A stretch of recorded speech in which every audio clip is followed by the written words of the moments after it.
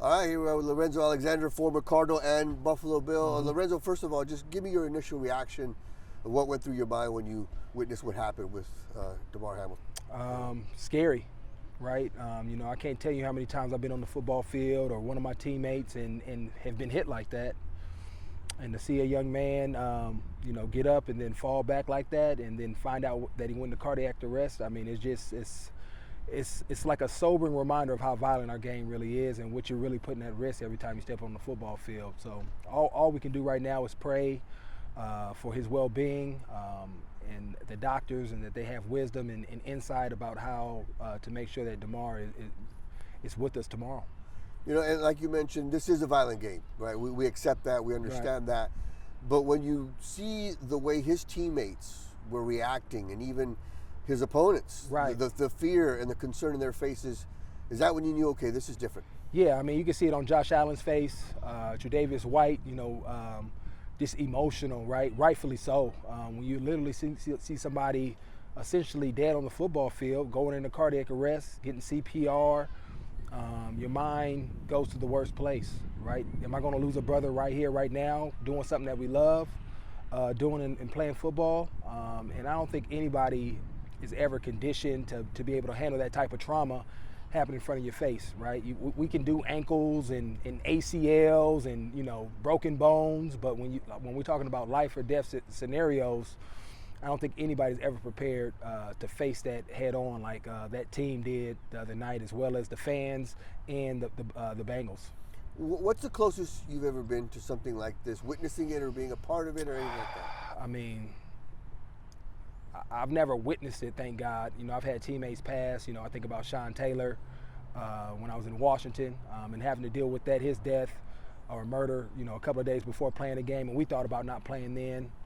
I've lost friends and family growing up, but I've never witnessed it, in person. And I think that brings another layer of trauma to the psyche in somebody's ability to kind of continue to focus and try to go back out there and play. And so I think they did a great job, especially led by Sean McDermott, as far as making sure the game was suspended, and so that the guys could go and make sure that they could console one another and obviously have prayers for Damar.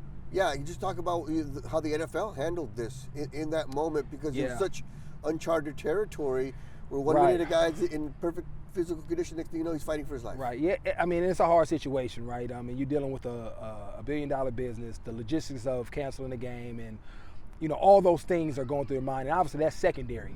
Primary, thankfully, that the NFL and the PA have all of these medical professionals that are on the ground and that were able to administer CPR and get Damar in a stable enough situation to where he could be transported to a hospital.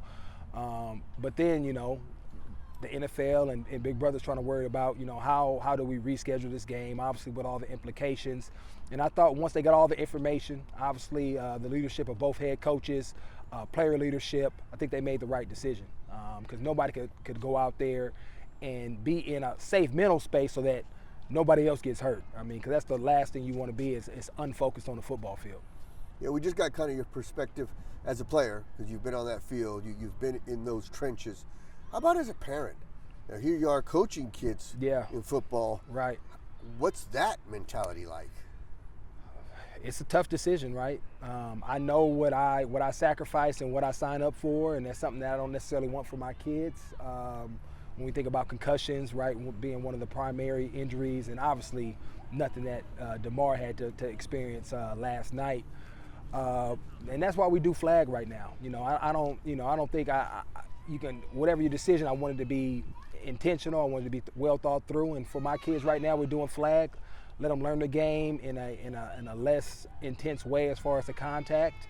And when we get to high school, we'll see what happens then. But it is a tough decision for every parent. I think you got to have those tough conversations with your kids and make sure that they're being honest. I think when you think about the coaching for so long, it was always about you can't make the club in the tub, right? If you're talking about you're injured or you're in the training room, then you're soft.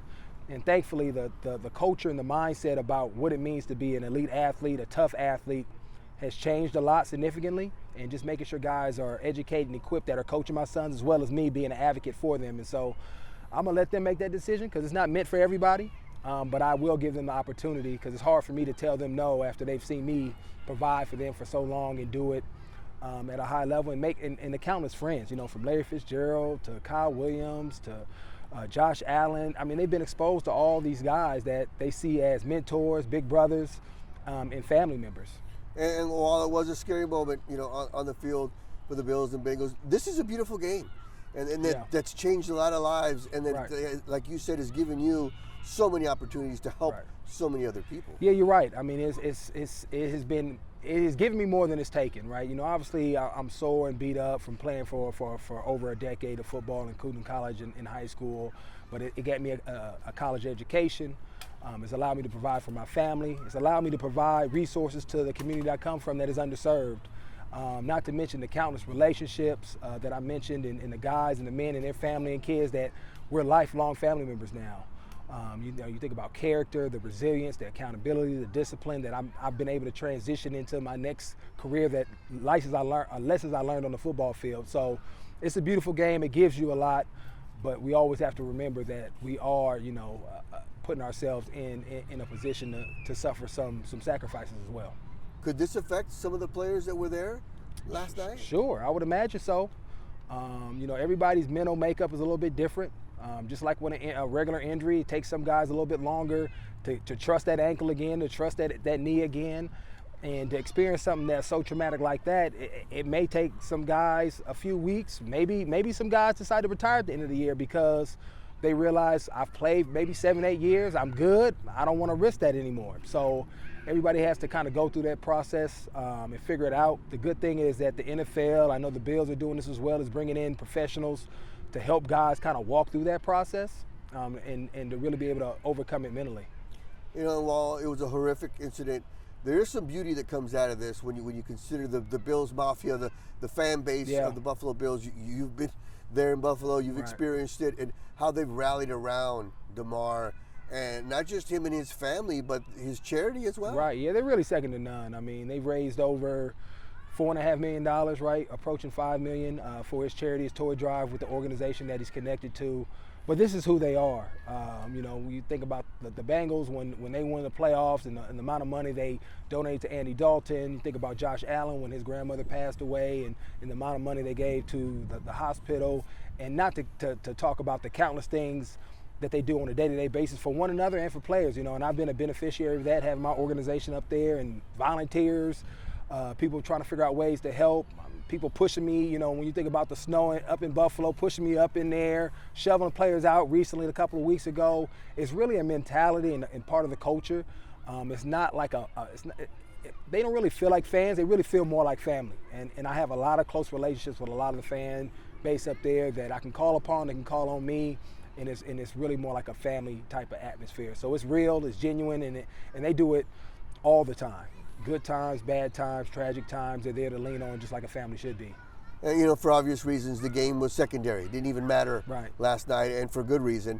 But not to be insensitive, this was a big game at a very crucial point in the season. And, oh, by the way, this is the Bills' year. The year people expect them to be here in Arizona for the Super Bowl. Yeah, some things you just can't control, right? And obviously the tragedy we witnessed last night was uncontrollable. The game got suspended, rightfully so. And if that cost the Bills the first seed, I don't even think they would care at this point, right?